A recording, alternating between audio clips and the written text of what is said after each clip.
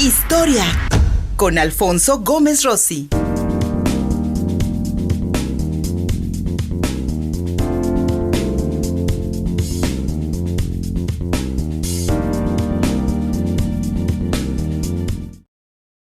La toma de Puebla del 2 de abril de 1867 a manos del entonces héroe, el general Porfirio Díaz, en lo que significó la derrota del Imperio francés y de los conservadores. Mira, mi amigo, mi querido Alfonso Gómez Rossi, hablando de conservadores y tradiciones, diría el corrido, pues bueno, lo que significó aquella batalla de Puebla del 2 de abril de 1867 para terminar con aquella segunda intervención francesa. Bueno, Alfonso Gómez sí. Rossi, buenas noches. Hola, buenas noches. Sí, es correcto casi, pero ya se habían ido los franceses, ¿no? Entonces, Ah, ya solamente quedaban voluntarios franceses, austriacos y algunos belgas que estaban apoyando el imperio, luchando con las tropas que había formado Maximiliano, ¿no? Pero bueno, vamos a contextualizar la historia. Porfirio Díaz cumple el 15 de septiembre de 1866, 36 años. Y para el historiador Carlos Tello Díaz, que es su descendiente, dice que fue el mejor año de su vida, ¿no? Y no lo podemos dudar. Realmente es a los 36 años, él va a retomar la capital de Oaxaca y para enero de 1867 toma la decisión de retomar la capital de Puebla, ¿no? Ahora, esto es muy interesante porque Porfirio Díaz se va a enfrentar un poco a la burocracia de Benito Juárez para retomar la ciudad de Puebla. ¿Por qué? Porque en ese momento el gobierno de Benito Juárez ya sabía que las tropas francesas iban a desalojar México. Estados Unidos había terminado su guerra de secesión y había decidido que bajo ninguna circunstancia reconocería ni la intervención francesa ni el imperio de Maximiliano. Entonces, con esta negativa del gobierno de Estados Unidos, las tropas de Francia empiezan a alejarse de México, pero ese no es el único motivo por el que se van, ya que después de la batalla de Sádova en 1866, cuando los prusianos vencen al hermano de Maximiliano de Habsburgo en Austria, los prusianos se convierten en el gran enemigo de Francia. Entonces Francia se da cuenta que no puede lidiar con tres batallas, con tres guerras en tres frentes distintos, ¿no? La guerra en México, la guerra posible contra Estados Unidos una vez que ya derrotó a los secesionistas del sur de Estados Unidos y una guerra en Europa con Prusia que estaba justamente del otro lado del Rin. Entonces lo que vamos a encontrar es que los franceses empiezan a irse de México y Porfirio Díaz decide en enero que Puebla debe ser tomada. Para febrero va a entrar al estado de Puebla por Ixtaquistla, por Tepeaca, y para el 1 de marzo se va a encontrar en la ciudad de Huamantla, en el estado de Tlaxcala. Ahora, esto es importante porque Porfirio Díaz estaba consciente de que necesitaba capital. Hacer es solicitarle a los hacendados de Huamantla que le den dinero para la batalla del 2 de abril, que no sabían cuándo iba a ocurrir, pero sabían que iba a ocurrir y que necesitaba dinero para esta batalla. Justamente en Huamantla se va a encontrar con Ignacio Alatorre y también con Juan N. Méndez, que van a traer tropas de sus diferentes regiones y que van a apoyar a Porfirio Díaz en lo que sería las decisiones que va a tomar a partir de ese momento. Para el día 9 de marzo de 1867, Porfirio Díaz va a llegar a la ciudad de Puebla, ¿no? Y lo primero que va a hacer es quedarse en lo que ahora conocemos como el Cerro de la Paz. Justamente ahí había una gran casa que era de Manuel María de Zamacona y Morfi, que había sido secretario de Relaciones Exteriores de Benito Juárez, y va a recibir a Porfirio Díaz justamente en el Cerro de la Paz, que en ese momento se llamaba el Cerro de San Juan. Entonces, a partir del 9 de marzo, Porfirio Díaz se encuentra en la zona inmediata a la ciudad de Puebla, pero lo que él va a empezar a hacer es empezar a tomar diferentes puntos de la ciudad, porque sabe que no tiene las fuerzas suficientes para poder tomar la ciudad. Ahora, justamente en este momento está pasando por tres cosas. Por un lado, él decide que va a tomar la ciudad porque el general Leonardo Márquez, aliado de Maximiliano, sale de Querétaro, va a la Ciudad de México para pertrecharse y venir a fortalecer el regimiento imperial de la ciudad de Puebla.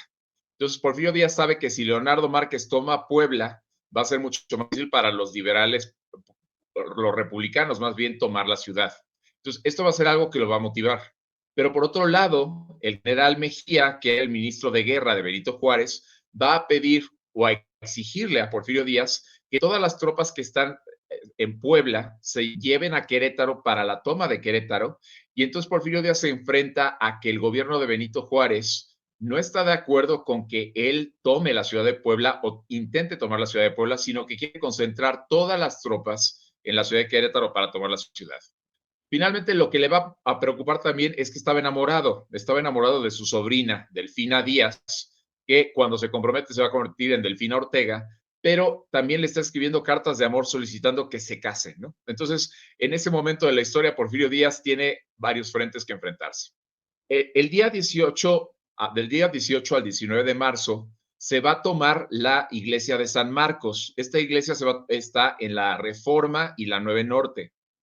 Y aquí su compadre Manuel González, que va a ser presidente de México entre 1880 y 1884, va a ser herido por una bala en el brazo y va a ser amputado. A partir de ese momento se le va a conocer como el Manco González y así va a ser reconocido en la historia de México. Va a ser un gran amigo de Porfirio Díaz y justamente va a participar en la toma de la ciudad. A finales de febrero, a finales de marzo, perdón, ya habrán tomado la iglesia de la Merced, la iglesia de la Luz y la iglesia de San Agustín. Y Porfirio Díaz manda a quemar un circo que se encontraba cerca de San Agustín que había apoyado a Maximiliano, de un italiano. Posteriormente se toma la determinación que para cumplir con las exigencias del general Mejía, se va a mandar a Juan N. Méndez y sus tropas para apoyar Querétaro, ¿no?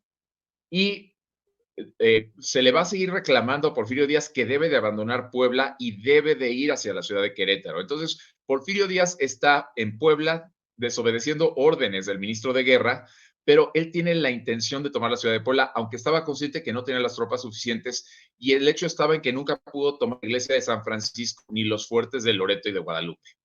El 31 de marzo, el 30 y el 31 de marzo, escucha que Leonardo Márquez ya está en los llanos de Apan y que se está acercando a la ciudad de Puebla con un ejército que tiene la intención de tomar Puebla y dice, bueno, este es el momento en el que tengo que tomar la ciudad, ¿no? Entonces, el día 1 de abril, se reúne con Ignacio Alatriste y le propone que deben de tomar la ciudad. Se van a formar 17 columnas, pero una que va a distraer al enemigo. Justamente lo que va a hacer Porfirio Díaz es engañar a las tropas imperiales que se encontraban aquí en Puebla y va a fingir que lo que le interesa, el punto que le interesa tomar es el convento del Carmen, que está en la 16 de septiembre y entre la 17 y la 19. Entonces, en la madrugada del 2 de abril, manda a 3 columnas para que digan que van a tomar el convento del Carmen. No se les notifica que esto simplemente es una estrategia, porque quería que lucharan con toda la fuerza para que los enemigos imperiales no se dieran cuenta. Se libra una batalla fuerte en la calle del Deán, por donde está la iglesia de la Concepción, y se acercan al del Carmen, pero a final de cuentas van perdiendo. La idea de Porfirio Díaz en ese momento es que se concentre toda la tropa en torno a estos soldados y en torno al Carmen para distraerlos, para tomar la ciudad de Puebla.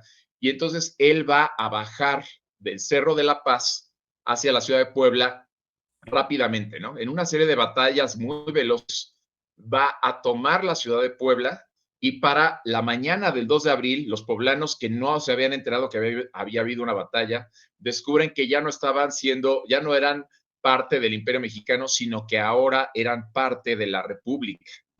Ahora, hubo varios muertos, ¿no? Centenares de muertos entre republicanos, imperialistas y civiles también que tuvieron la poca fortuna de encontrarse en eso, en esa batalla.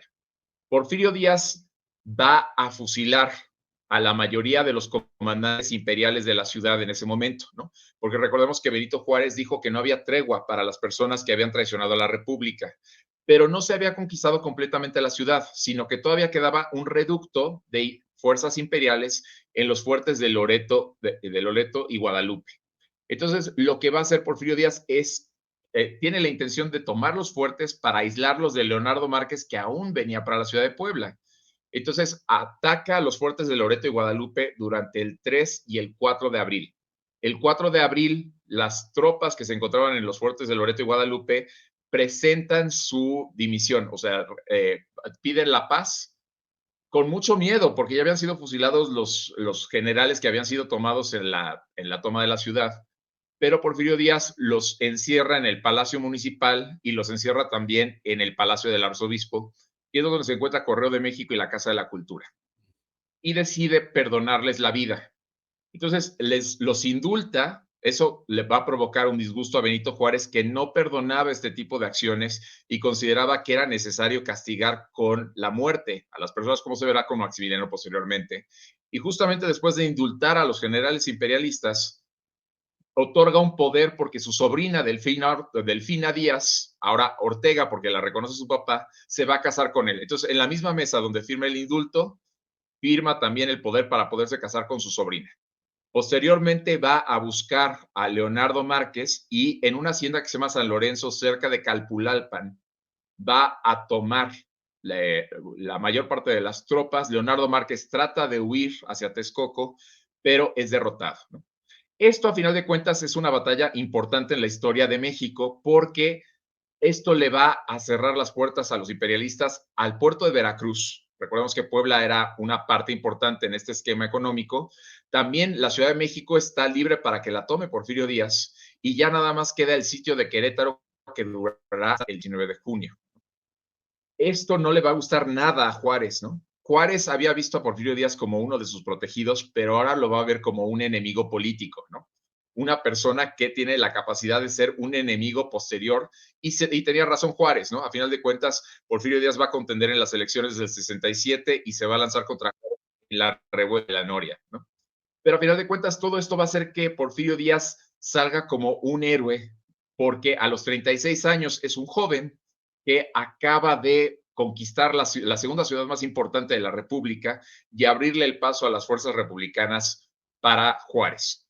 La fiesta del 2 de abril va a ser celebrada durante todo el porfiriato como el momento apoteósico de Porfirio Díaz. Se le va a llamar el benemérito de la nación, uno de los beneméritos de la nación por esto, pero a partir de la Revolución Mexicana esto se va a acabar.